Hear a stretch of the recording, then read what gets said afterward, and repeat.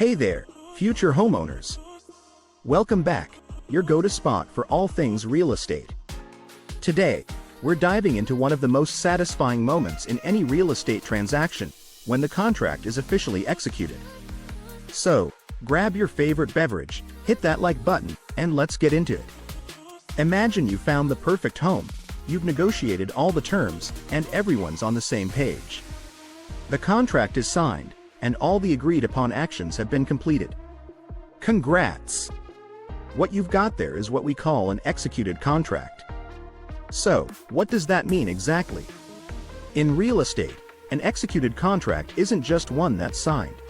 It's a contract where all parties have fully performed their obligations. For instance, the seller has transferred the title, the buyer has paid the purchase price, and both parties have met all other conditions of the contract. Now, why is this such a big deal? Because once a contract is executed, it's done.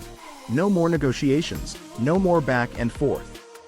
It's a legally binding document that has been fully carried out by all involved parties. This is the moment when you can truly say, the deal is done. But remember, getting to this point requires that everyone sticks to their commitments. If either party fails to perform their duties, the contract may not reach execution, and that's when things can get messy. So, whether you're buying, selling, or just curious about the process, understanding what it means for a contract to be executed is crucial. It's the final step in making that dream home officially yours.